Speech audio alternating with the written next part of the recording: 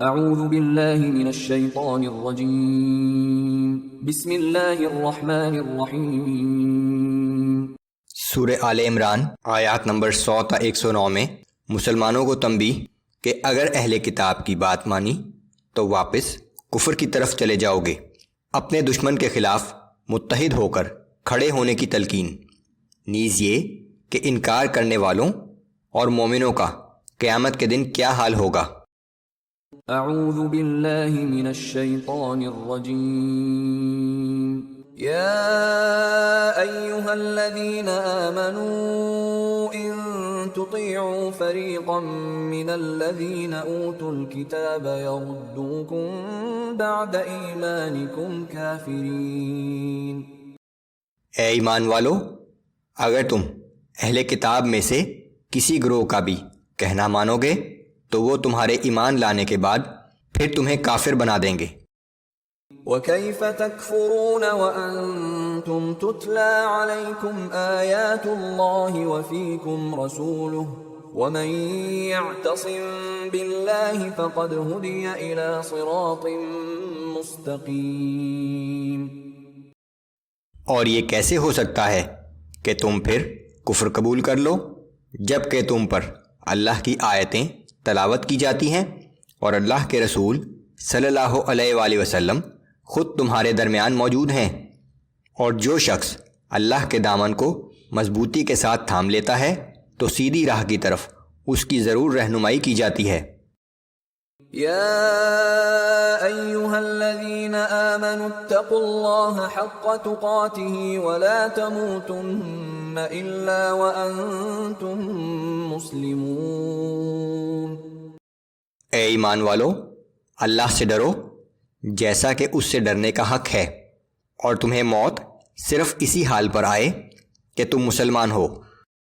وَاعْتَصِمُوا بِحَبْلِ اللَّهِ جَمِيعًا وَلَا تَفَرَّقُوا وَاذْكُرُوا نِعْمَةَ اللَّهِ عَلَيْكُمْ إِذْ كُنْتُمْ أَعْدَاءً فَأَلَّفَ بَيْنَ قُلُوبِكُمْ فَأَصْبَحْتُمْ بِنِعْمَتِهِ إِخْوَانًا۔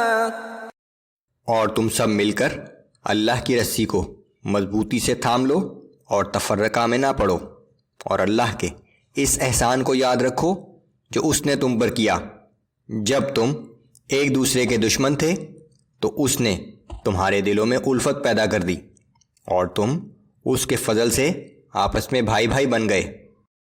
فَأَصْبَحْتُمْ بِنِعْمَتِهِ إِخْوَانًا وَكُنْتُمْ عَلَى شَفَا حُفْرَةٍ مِّنَ النَّارِ فَأَنْقَذَكُمْ مِنْهَا كَذَلِكَ يُبَيِّنُ اللَّهُ لَكُمْ آيَاتِهِ لَعَلَّكُمْ تَهْتَدُونَ۔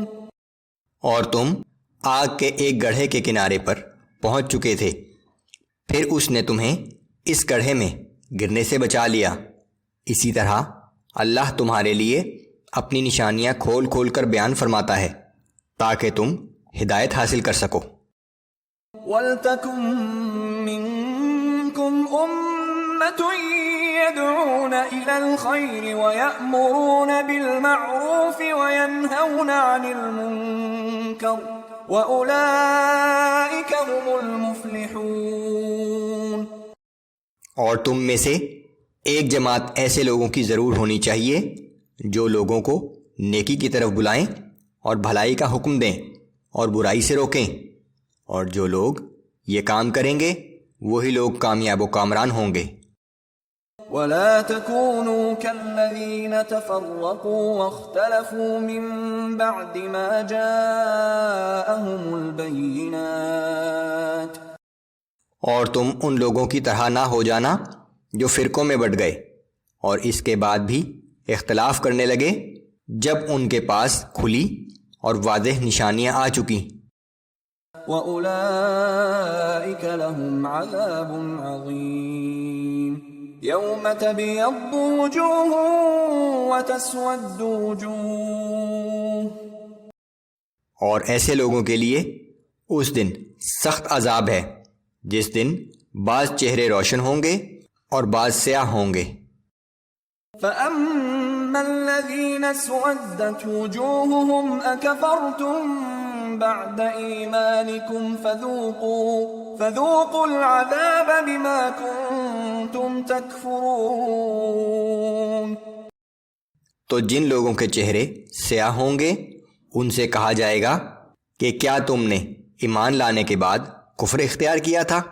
اچھا تو اب اس کفر کی پاداش میں جو تم کرتے رہے تھے عذاب کا مزہ چکھو۔ وَأَمَّا الَّذِينَ ابْيَضَّتْ وُجُوهُهُمْ فَفِي